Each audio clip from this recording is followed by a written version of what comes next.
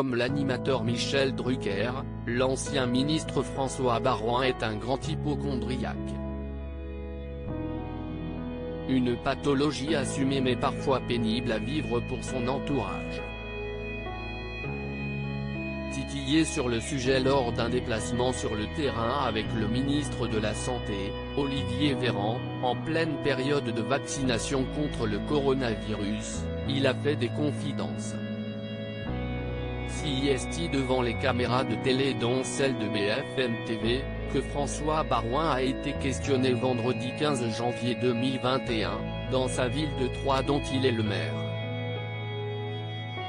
Alors qu'il accueillait Olivier Véran dans un centre de vaccination, un journaliste l'a fait réagir sur ses récentes déclarations quant à l'arrivée de ce vaccin, lui qui est hypocondriaque, lui demandant s'il se ferait vacciner.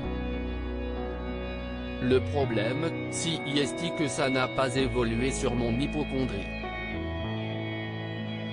Je vous le dis parce que si est structurel et d'une certaine manière génétique.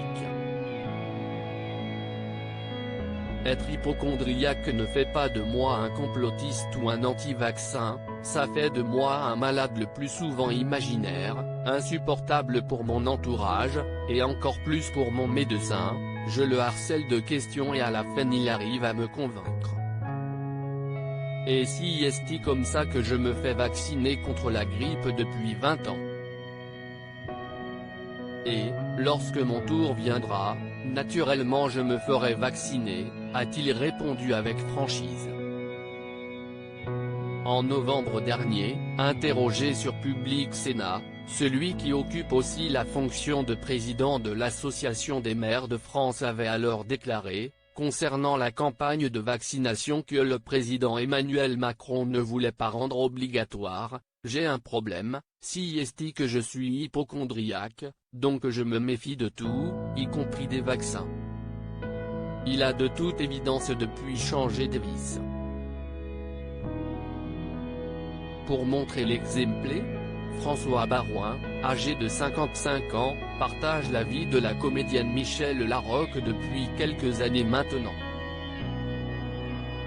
L'homme politique de droite, prêt à des sacrifices pour sa carrière afin de préserver son couple, doit donc parfois en faire voir de toutes les couleurs à son compagne au moindre bobo, rhume ou sensation étrange.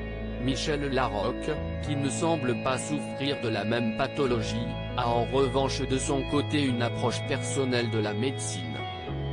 La star de Enfin Veuve s'était ainsi retrouvée dans un petit bad buzz pour ses remèdes personnels contre le coronavirus, avant de faire machine arrière.